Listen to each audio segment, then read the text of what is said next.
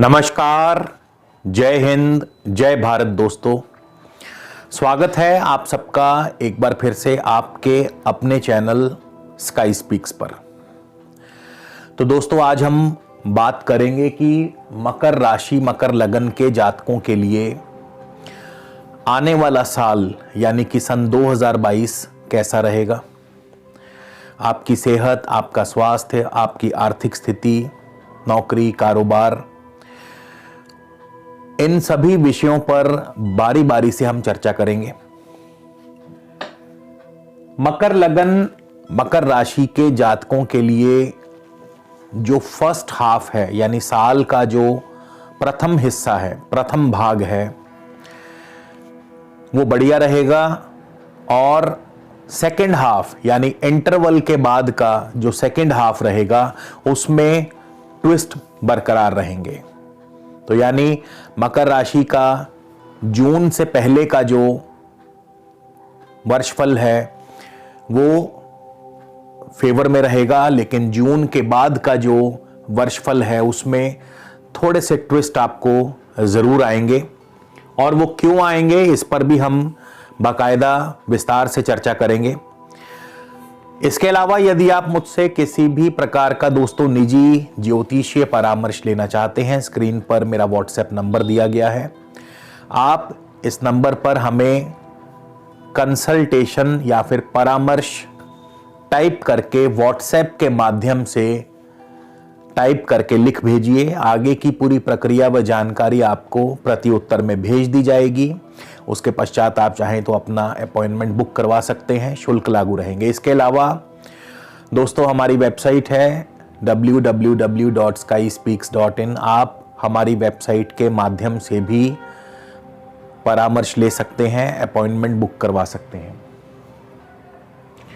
तो चलिए मकर लगन की बात करते हैं, मकर राशि की बात करते हैं। पहले बात तो मैं आपको ये बता दूं कि ये जो गोचर फल है, ये जो वार्षिक फल है, इसे मकर लगन से ही देखिएगा, लगन से ही देखने का प्रयास कीजिएगा, लगन से ही इसको समझाया गया है। और यदि आपको लगन अपना मालूम नहीं है तो आप राशि से देख सकते हैं, लेकिन फिर भी प्रथम दृष्टि इसे लगन से ही देखने का प्रयास कीजिएगा। शनि आपके लगन में ही है और अपनी स्वराशि में है। देखिए, वैसे तो कहा जाए, अगर हम राशि की बात करें यानी जिनकी मकर राशि है, चंद्रमा जिनकी मकर राशि में है, तो उनके लिए साढ़े सती चल रही है और साढ़े सती अपने द्वितीय चरण पे है। और राशिफल की यदि हम बात करें, चंद्र राशि से जो राशिफल देखा जाता है या बताया जाता है उसकी बात करें, तो जब भी शनि चंद्रमा के ऊपर से गुजरेंगे या चंद्रमा से द्वितीय भाव में भी अगर गुजरेंगे तो अशुभ फल बताया गया है। यानी शनि का चंद्र राशि के ऊपर से जो भ्रमण है, जो गोचर है, उसे शुभ नहीं माना गया है। अगर हम राशिफल की बात करें तो शनि जैसा कि इस समय चंद्र राशि के ऊपर से गुजर रहे हैं, तो स्वास्थ्य हानि, धन हानि, राजदंड, भय, चोट, कलह, कलेश, विपदा, और द्वितीय भाव में भी इसी प्रकार के मिले जुले फल प्रदान करते हैं। तो लगन, माफ कीजिए, चंद्र राशि से जो शनि का गोचर है चंद्रमा के ऊपर से व चंद्रमा से द्वितीय भाव में शुभ नहीं माना गया है, अशुभ माना गया है। लेकिन यहां पे हम बात कर रहे हैं लगन की, कि लगन राशि से इसका क्या प्रभाव होगा। तो सबसे पहले शनि अपनी स्वराशि में है और अपनी स्वराशि में शनि लगन में शश योग बनाते हैं, यानी केंद्र, लगन को केंद्र व त्रिकोण माना गया है, तो केंद्र व त्रिकोण में शनि शश योग बनाते हैं और जिसके परिणाम स्वरूप, शश योग के परिणाम स्वरूप आपको निसंदेह शुभ फल प्रदान करते हैं। आपकी मान प्रतिष्ठा की वृद्धि करते हैं, आपके कार्यों को सिद्ध करते हैं, सफल करते हैं। इसके अलावा भी आपका रुतबा, आपका औहदा, आपका अधिकार क्षेत्र, नौकरी, कारोबार, इन सभी जगह आपको सफलता व लाभ दिलाते हैं। लगन में शनि, लगन से शनि की दृष्टि तृतीय भाव पर होगी। तृतीय भाव पर जो शनि की दृष्टि है ये आपके निकट भाई बंधुओं से थोड़ी बहुत अनबन करवाती है। उसके पश्चात शनि की सप्तम दृष्टि होगी आपके सप्तम भाव पर। अब शनि की सप्तम दृष्टि सप्तम भाव पर दांपत्य सुख में कमी करती है, विरोधियों को निस्तेज करती है, लेकिन आपके पार्टनर के साथ भी अनबन करवा सकती है। इसके बाद शनि की अपनी दशम दृष्टि रहेगी दशम भाव पर, और दशम भाव में शनि की उच्च राशि है, तो यहां पे शनि की दृष्टि फिर भी शुभ प्रभाव दे जाया करती है, यानी नौकरी कारोबार के लिए उत्तम है। शनि का शश योग, थोड़ा सा इसको समझना पड़ेगा कि वास्तविक तौर पे शश योग है क्या।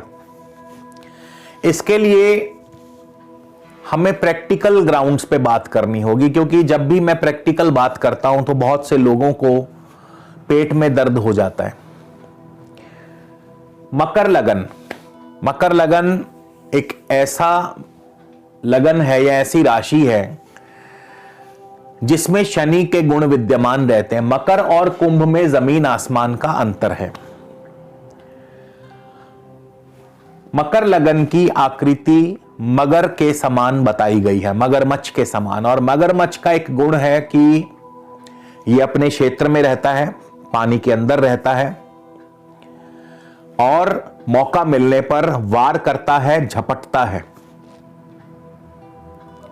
गुप्त वार करता है, पानी के अंदर बहुत चुपके से आगे बढ़ता है और बहुत सधे हुए कदमों से, बहुत गुप्त तरीके से एकदम झपट्टा मारता है। यह है मकर लगन। और शनि की जो बेसिक नेचर है, शनि स्वार्थी है। अभी मेरा ऐसा कहने से बहुत लोगों के कमेंट आ जाएंगे, मुझे मालूम है, लेकिन प्रैक्टिकल ग्राउंड्स पे जब आप ग्रहों का आंकलन करते हैं तो वहां पे अपनी भावनाओं को जरा पीछे रखा करें और प्रैक्टिकल बात करें। तो प्रैक्टिकल ग्राउंड्स पे शनि स्वार्थी हैं। अब यदि शश योग की हम बात करें तो शश योग, जो व्यक्ति मकर लगन में उत्पन्न हुए हैं और जिनमें स्वार्थ है, उनको शश योग बहुत बढ़िया फल देगा, क्योंकि वो अपना ही सोचेंगे। देखा जाए तो शनि की तृतीय भाव पर दृष्टि, भाई बंधुओं से अनबन, कैसा शश योग। शनि की सप्तम भाव पर दृष्टि, दांपत्य सुख में कमी, कैसा शश योग। भाई बंधु आपके साथ अनबन हो गई, दांपत्य सुख में कमी यानी पार्टनर के साथ अनबन हो गई, तो फिर कैसा शश योग। तो शश योग को यदि ये कहा जाए कि ये केवल अपने लिए ही, केवल अपने लिए फायदा देता है, बाकी अन्य के बारे में इसका कोई विचार नहीं है, तो ये बात सही होगी। तो इसीलिए शश योग की जो पूरी परिभाषा है कि व्यक्ति अपने स्वार्थ के लिए आगे बढ़ता है। अब शश योग मिलेगा किनको, किन व्यक्तियों को इसका फल मिलेगा। बहुत से लोग जो हैं इस बात पर भी विचार नहीं करते कि इस योग का फल किसको मिलेगा। तो जिनकी अपनी कुंडली में, जिनकी अपनी जन्म पत्रिका में शनि की बेहतर स्थिति होगी, शुभ स्थिति होगी, यानी शनि केंद्र या त्रिकोण में होंगे, अपनी स्वराशि में होंगे, उनको शश योग का फल मिलेगा। यानी शनि का यह गोचर जो है आपको शुभ फल प्रदान करेगा, अन्यथा दूसरे व्यक्तियों को कम फल देगा। इसके बाद शनि जो हैं 29 अप्रैल को आपके धन भाव में चले जाएंगे। अब 29 अप्रैल को धन भाव में, यहां भी शनि अपनी स्वराशि में है, तो जाहिर सी बात है धीरे धीरे ही सही, लेकिन आपकी आर्थिक स्थिति को मजबूत करेंगे, बैंक बैलेंस को बढ़ाएंगे। हालांकि कुटुंब सुख के लिए यहां पर शनि ज्यादा शुभ नहीं है। एक ही भाव में एक ही ग्रह कुछ चीजों पर अच्छा फल देता है, कुछ चीजों पर बुरा। अब शनि की नेचर है, शनि थोड़े से रूखे स्वभाव के हैं, तो आपकी वाणी में रूखापन आ जाएगा। तो उससे क्या होगा, जब वाणी में रूखापन आएगा तो क्या होगा, आपके कुटुंबी जनों से आपका वाद विवाद होगा, निकट बंधुओं से वाद विवाद होगा। और इसके अलावा द्वितीय भाव जो है ये आपकी आंखों का भी है, तो यहां पे आंखों में भी तकलीफ पैदा करते हैं। आर्थिक स्थिति निसंदेह मजबूत होगी, लेकिन धीरे धीरे, शनै शनै। बैंक बैलेंस बढ़ेगा धीरे धीरे। उसके बाद 4 जून को शनि वक्री होंगे। वक्री होंगे तो क्या फल देंगे, इसकी चर्चा हम अभी थोड़ा सा इसको यहां पे रोकते हैं। उससे पहले क्या होगा उसकी बात एक बार फिर से कर ले। तो जैसा मैंने बताया, शनि लगन में होंगे क्या फल देंगे, और शनि द्वितीय भाव में होंगे तो क्या फल देंगे। इसके अलावा शनि जो है किन किन नक्षत्रों में चलेंगे उसको भी ध्यान में रखना आवश्यक है। तो 1 जनवरी को शनि श्रवण नक्षत्र में है। अब शनि शश योग का निर्माण भी करते हैं, लेकिन शनि श्रवण नक्षत्र चंद्रमा का नक्षत्र है ये, और चंद्रमा आपके सप्तम भाव के स्वामी हैं, और यहां पे शनि की सप्तम भाव पर दृष्टि भी है। तो यहां पे क्या फल देंगे, अब यहां पे ध्यान दीजिएगा कि शनि कारोबार के लिए फिर भी ठीक ठाक फल दे जाएंगे। कारोबार फिर भी ठीक ठाक चलेगा, बढ़िया चलेगा। क्यों? क्योंकि शनि की दशम पर दृष्टि है, उच्च राशि है शनि की। लेकिन चंद्रमा के नक्षत्र में होने के प्रभाव से शनि आपके दांपत्य सुख में कमी करते हैं, आपके दांपत्य जीवन में कटुता पैदा करते हैं, अलगाव पैदा करते हैं। हां, जिनकी अपनी जन्म पत्रिका में चंद्रमा बहुत ही शुभ स्थान में बैठा हो, चंद्रमा अपनी स्व राशि में हो, या चंद्रमा अपनी उच्च राशि में हो, शुभ स्थान में हो, तो बात अलग है। तो उनको जरा कम प्रभाव मिलेगा, या उनका दांपत्य सुख इतना नहीं बिगड़ेगा। इसके बाद 18 फरवरी को ही शनि आ जाएंगे धनिष्ठा यानी मंगल के नक्षत्र में। अब यहां पे शनि जैसे ही धनिष्ठा नक्षत्र में प्रवेश करेंगे तो शनि की नेचर चेंज होगी। पहले तो मंगल जो है आक्रामक ग्रह, चौथे और 11वें भाव के स्वामी है मंगल। तो 18 फरवरी के आगे से, यानी 18 फरवरी के बाद से एकदम से आपके जमीन जायदाद संबंधी कार्य पूर्ण होंगे। जमीन जायदाद संबंधी कार्यों में आपको सफलता व लाभ मिलेगा, यानी भूमि, भवन, वाहन, कृषि और शिक्षा, इन क्षेत्रों से आपको लाभ मिलेगा। यदि आप इनमें से किसी भी एक क्षेत्र से संबंध रखते हैं, जमीन जायदाद के कार्यों से, वाहन आदि कार्यों से, शिक्षा के क्षेत्र से, या शिक्षक के तौर पर या विद्यार्थी के तौर पर, कृषि कार्यों से, तो आपको सफलता व लाभ अवश्य मिलेगा। शनि निश्चित तौर पर सफलता दिलवाएंगे। और चूंकि मंगल लाभेश हैं तो लाभ 4 और 11 का कॉम्बिनेशन है ही जमीन जायदाद, भूमि, भवन, वाहन, कृषि और शिक्षा आदि कार्यों से लाभ दिलवाने के लिए। अब शनि जो है 29 अप्रैल को चले जाएंगे आपके द्वितीय भाव में। अब यहां पे ध्यान दीजिएगा कि शनि द्वितीय भाव में बैंक बैलेंस तो बढ़ाएंगे, लेकिन अब शनि की दृष्टियां भी देखिए कहां कहां रहेंगी। चौथे भाव पर शनि की दृष्टि रहेगी। तो क्या करेंगे, अब जो आपके कार्य जमीन जायदाद से संबंधी जो कार्य हैं उनमें थोड़ा सा रुकावट पैदा करेंगे, उसमें कोई ना कोई अड़चन पैदा करेंगे। चौथा भाव कुटुंब सुख का है, सुख स्थान है, पारिवारिक सुख का है, तो पारिवारिक सुख में कमी करते हैं। शनि की अष्टम दृष्टि, माफ कीजिए, सप्तम दृष्टि होगी अष्टम भाव पर। अब अष्टम भाव पर भी शनि की जो दृष्टि है आयुष्य को बढ़ाती है, लेकिन अन्य मामलों में अवरोध पैदा करती है। उसके बाद शनि की लाभ स्थान पर दृष्टि आमदनी के मामले में रोक पैदा करती है, आमदनी को कम करती है। शनि इसीलिए यहां पे धन भाव में होकर के भी धन को धीरे धीरे बढ़ाते हैं, या लंबे कार्यों से जिनमें बहुत अधिक समय लगता हो। ज्यादा जो लंबी अवधि के कार्य हैं उनमें आपको शनि से लाभ होगा, लॉन्ग टर्म इन्वेस्टमेंट से। तो शनि इसके बाद 4 जून को वक्री होने वाले हैं। इसीलिए मैंने कहा था कि फर्स्ट हाफ जो है आपका बढ़िया रहेगा, फिर भी सेकंड हाफ के मुकाबले, क्योंकि शनि जो है 4 जून को यदि वक्री होंगे तो 23 अक्टूबर तक वक्री ही रहेंगे। 23 अक्टूबर को जाके डायरेक्ट होंगे, यानी जून, जुलाई, अगस्त, सितंबर, अक्टूबर, 5 महीने, लगभग 5 महीने शनि वक्री रहेंगे और वक्री होकर के वापस जाएंगे आपके लगन भाव मकर राशि में। अब वक्री ग्रह क्या फल देगा ये आपको अच्छी तरह से मालूम है। डिले करता है हर कार्य को, रुकावट पैदा करता है प्रत्येक कार्य में, आपके बनते हुए कार्य में बाधा डालना ही वक्री ग्रह का कार्य है। और किनको, जिनको खास करके शनि की दशा अंतरदशा चल रही है उनके लिए।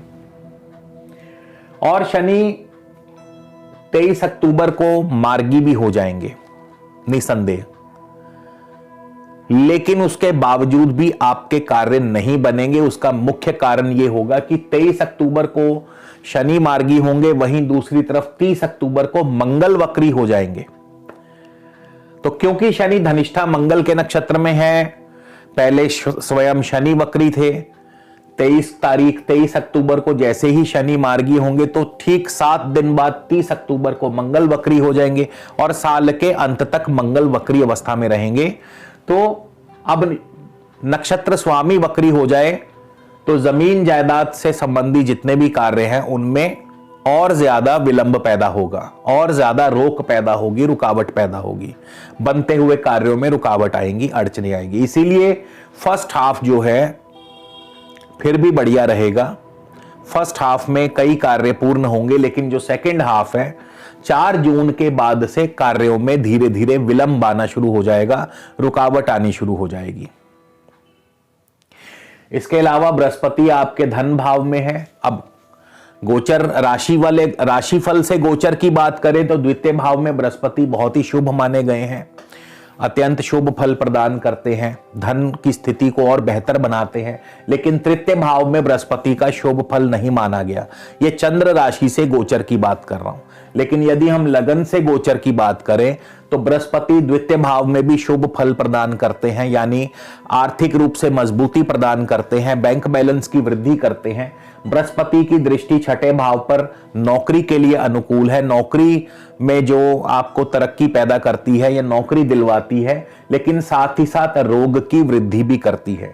अष्टम भाव पर बृहस्पति की दृष्टि बाधाएं पैदा करती है, यानी कार्य सफल होंगे मगर बाधाओं के बाद।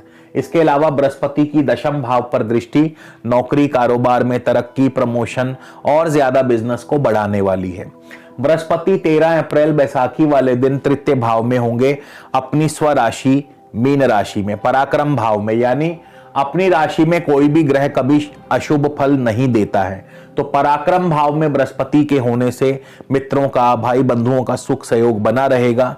इसके अलावा आपके मीडिया, आईटी, कम्युनिकेशंस, जो भी तृतीय भाव से संबंधी जो कार्य क्षेत्र है उनमें आपको सफलता, और तृतीय भाव से संबंधी जो मुख्य कार्य क्षेत्र है वो है media, information technology, telecommunications, press, printing, ये सारे तृतीय भाव, लेखन और संपादन का कार्य, क्योंकि ये भुजाओं का, भुजबल का स्थान है, बाहुबल। तो बाहुबल से जितने भी कार्य किए जाते हैं, यानी लेबोरियस कार्य, लेबर वाले काम, जो हाथों की मेहनत से जो कार्य किए जाते हैं उनमें आपको सफलता दिलाते हैं, खासकर जिनको बृहस्पति की दशा अंतर्दशा चल रही होगी। तो बृहस्पति की तृतीय भाव से जो दृष्टि रहेगी सप्तम भाव पर, दांपत्य सुख को बनाए रखती है। दांपत्य, अब शनि देखिए, शनि की दृष्टि खराब करती है तो बृहस्पति की दृष्टि उसको बनाए रखती है। तो जिनको शनि की दशा अंतर्दशा है उनको दांपत्य सुख में कमी, लेकिन जिनको बृहस्पति की दशा अंतर्दशा है उनके दांपत्य सुख में वृद्धि करती है, वैवाहिक सुख बनाती है, क्योंकि यहां पे बृहस्पति की अपनी उच्च राशि पर दृष्टि होगी। तो विवाह सुख भी बनाती है, कारोबार की वृद्धि भी करती है और दांपत्य सुख की वृद्धि भी करती है। घर में कोई ना कोई वैवाहिक या मांगलिक कार्य भी संपन्न होंगे। बृहस्पति की यहां से भाग्य भाव पर दृष्टि, भाग्य की वृद्धि, इंपोर्ट एक्सपोर्ट का कारोबार बढ़िया चलेगा। पिता पक्ष की तरफ से सुखद अनुभव, सुखद फल प्राप्त होंगे। फिर बृहस्पति की यहां से लाभ स्थान पर दृष्टि आपकी आमदनी, आपके लाभ को और ज्यादा बढ़ाती है। बड़े भाई बंधुओं से आपको सुख सहयोग, मित्रों से सुख सहयोग प्राप्त होगा। मित्रों के माध्यम से, बड़े भाई बंधुओं के माध्यम से आपको सफलता व लाभ अर्जित होगी। इसके बाद राहु की बात करें, राहु पंचम भाव में। अब देखिए, साल के शुरुआत में राहु और केतु काल सर्प दोष बना करके बैठे हैं। पंचम और लाभ स्थान में काल सर्प दोष के प्रभाव से क्या होगा? संतान सुख में बाधा, संतान को कष्ट, संतान से कष्ट, और इसके अलावा गर्भवती महिलाओं के लिए भी यह दोष उत्तम नहीं है, उनको भी सावधान रहना होगा। शेयर मार्केट में अचानक लाभ अवश्य होगा। लव लाइफ में भी दिक्कतें आएंगी। आर्ट्स, कला, कल्चर, अम्यूजमेंट, स्पोर्ट्स, इन क्षेत्रों में भी आपके दिक्कतें पैदा करेंगे। राहु चले जाएंगे चौथे भाव में 12 अप्रैल को। चौथा भाव सुख स्थान है, तो राहु यहां पर सुख स्थान को खराब करते हैं, कम करते हैं। चौथा स्थान माता का है, माता जी की सेहत व स्वास्थ्य पर इसका प्रतिकूल प्रभाव होगा। पारिवारिक उलझनें बढ़ेंगी, पारिवारिक तनाव बढ़ेगा। किसके लिए? किनको? जिनको राहु की दशा अंतर्दशा चल रही है। और इसी भांति केतु जब तक 11वें भाव में है, आमदनी में वृद्धि करते हैं, अचानक धन लाभ करवाते हैं, मित्रों से, भाई बंधुओं से सुख सहयोग दिलवाते हैं, लेकिन दशम भाव में जब आएंगे तो कार्यों में अवरोध पैदा करते हैं। आपके नौकरी के क्षेत्र में आपको बार बार विघ्न और बाधाएं पैदा करते हैं, शत्रु पैदा करते हैं। तो केतु का इस प्रकार से और राहु का इस प्रकार से फल रहेगा। राहु और केतु चौथे और 10वें भाव में माता पिता के लिए भी कष्टकारी माने गए हैं। सुख स्थान तो है ही, ये माता पिता का स्थान भी है। इसके अलावा दोस्तों, जो विशेष योग बनेंगे मकर लगन के जातकों के लिए, 14 जनवरी से 12 फरवरी तक पहले तो सूर्य बुध शनि का योग बनेगा आपके मकर राशि, मकर लगन में ही। अब सूर्य बुध शनि के युति योग से आपके कार्यों में, क्योंकि सूर्य अष्टमेश होकर के आए हैं और सूर्य शनि परस्पर शत्रु भी हैं, तो सेहत व स्वास्थ्य का ध्यान रखिएगा। सेहत व स्वास्थ्य में कमी करते हैं, कार्यों में विघ्न और बाधाएं पैदा करते हैं। सूर्य बुध शनि का यह युति योग ना तो स्वास्थ्य के लिए अच्छा है, ना ही दांपत्य के लिए अच्छा है। इसके बाद 27 फरवरी से 5 मार्च तक मंगल बुध शुक्र शनि, इनका युति योग बना रहेगा। 27 फरवरी से 5 मार्च तक मंगल बुध शुक्र और शनि, और ये चारों ही मकर लगन के लिए अत्यंत शुभ माने गए हैं। यानी हर प्रकार से सफलता और लाभ दिलवाते हैं। कारोबार में, नौकरी में तरक्की, हर कार्य में सफलता दिलाते हैं। जमीन जायदाद के कार्यों से आपको सफलता मिलेगी। नौकरी नहीं है तो नौकरी दिलवा देंगे। इंपोर्ट एक्सपोर्ट का कारोबार बढ़िया चलेगा। आपका लोकल जो डोमेस्टिक कारोबार है वो आपका बढ़िया चलेगा। हर प्रकार से आपको उत्तम धन लाभ होगा। इसके बाद 27 फरवरी से 30 मार्च तक मंगल शुक्र शनि, इन तीनों का जो युति योग है वो 30 मार्च तक आगे रहेगा। यानी कि जो ये लगन में मंगल शुक्र शनि का योग बन रहा है, ये हर प्रकार से आपको शुभ फलदायी होगा, लक्ष्मी की प्राप्ति होगी। आपके कारोबार में, आपके अधिकार क्षेत्र में, नौकरी में प्रमोशन, तरक्की। और इसके अलावा 16 अक्टूबर से 13 नवंबर तक मंगल शनि का षडाष्टक योग भी रहेगा इस साल। 16 अक्टूबर से 13 नवंबर तक मंगल और शनि का षडाष्टक योग रहेगा। अब मंगल होंगे छठे भाव में, शनि होंगे लगन भाव में, तो आपको सेहत का ध्यान रखना है, रोग, चोट, दुर्घटना आदि से बच करके रहना है। मंगल शनि का षडाष्टक योग जो है ये आपके सेहत व स्वास्थ्य के लिए अनुकूल नहीं है। चोट आदि, दुर्घटना आदि के योग बन सकते हैं, सर्जरी आदि हो सकती है, या कोई ना कोई स्वास्थ्य संबंधी दिक्कतें पैदा हो सकती हैं। उसके अलावा 16 जुलाई से 16 अगस्त तक सूर्य और शनि का समसप्तक योग बनेगा, यानी सूर्य होंगे कर्क राशि में, शनि होंगे मकर राशि में। तो यह समसप्तक योग भी शुभ नहीं है। हर कार्य में विघ्न और बाधा पैदा होगी, कार्यों में अड़चने पैदा होंगी, और खास करके दांपत्य सुख के लिए बिल्कुल भी बढ़िया नहीं है। दांपत्य सुख में कमी करते हैं। तो अब क्या उपाय किए जाए, आपको कौन से उपाय करने हैं जिससे कि आपको मकर लगन के जातकों को शुभ फलों की प्राप्ति हो। तो सबसे पहले तो मैं आपको बता दूं कि जब भी सूर्य और शनि का आपस में टकराव हो, या सूर्य शनि का युति योग बने, जैसे कि 14 जनवरी से 12 फरवरी तक सूर्य शनि का युति योग आपके मकर राशि, मकर लगन में ही बनेगा। इसके अलावा उसके पश्चात सूर्य और शनि समसप्तक योग में आएंगे। तो ऐसे समय में आप जितना हो सके गाय को चारा खिलाएं या पंछियों को दाना डालें। सूर्य और शनि के टकराव में हमेशा गौ सेवा या पंछियों की सेवा उत्तम मानी गई है। इसके अलावा मंगल और शनि का जो षडाष्टक योग पैदा होगा, तो ऐसे में आप हनुमान जी को मीठे का भोग लगाएं, हनुमान जी की पूजा अर्चना करें, हनुमान जी को प्रसन्न करने का प्रयास करें, तो आपको बिल्कुल भी अशुभ प्रभाव नहीं मिलेंगे। तो दोस्तों, मकर लगन के लिए साल 2022 कुछ इस प्रकार से रहेगा। उम्मीद करता हूं वीडियो आपको पसंद आया होगा। अगले वीडियो में आपसे फिर मुलाकात होगी दोस्तों। तब तक के लिए नमस्कार, जय हिंद, जय भारत।